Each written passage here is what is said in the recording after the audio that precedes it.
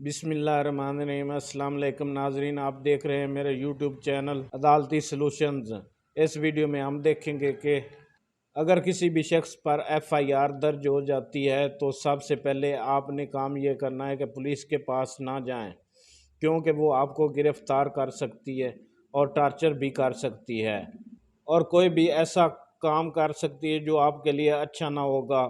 تو آپ نے کرنا یہ ہے کہ سب سے پہلے اپنی ضمانت سیشن کورٹ سے کروا لینی ہے۔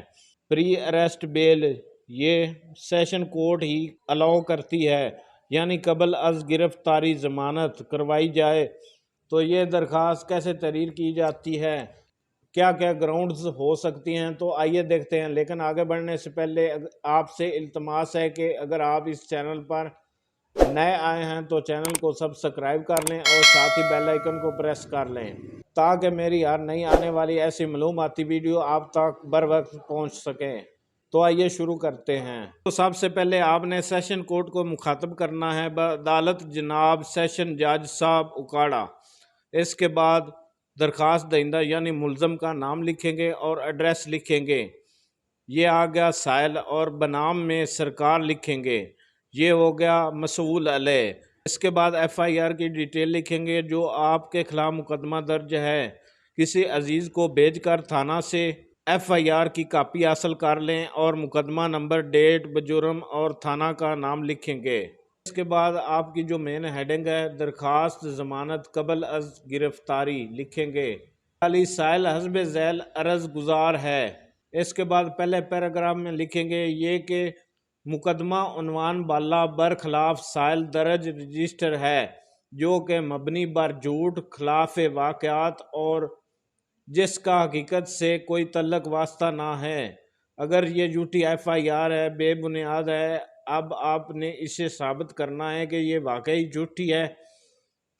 کسی وجہ سے کمپلیننٹ نے ایف آئی آر درج کروائی ہے، اس کے پیچھے ذاتی رنجش بھی ہو سکتی ہے اور حالات مختلف بھی ہو سکتے ہیں۔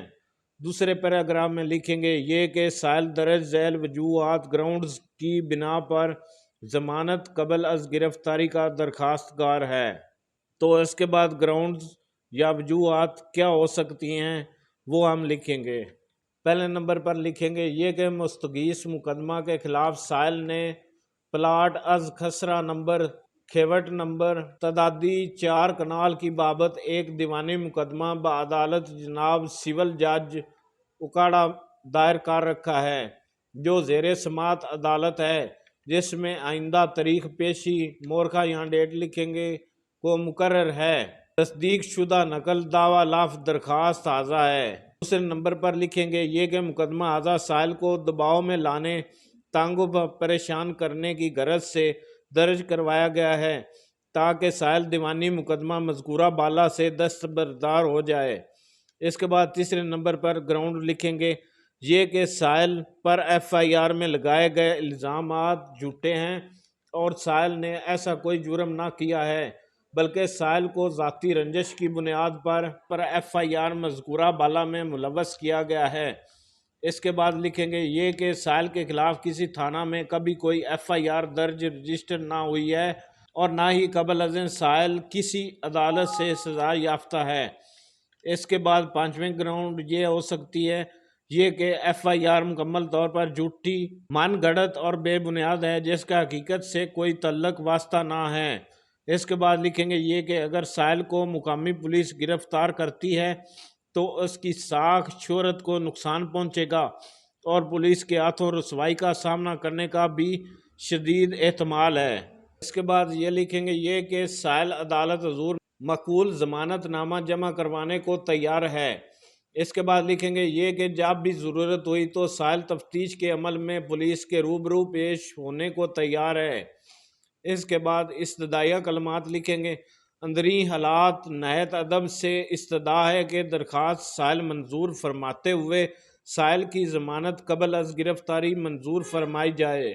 اس کے بعد لکھیں گے العرض، اور اس کے بعد لکھیں گے سائل بذریعہ کونسل ایڈوکیٹ ہائی کورٹ۔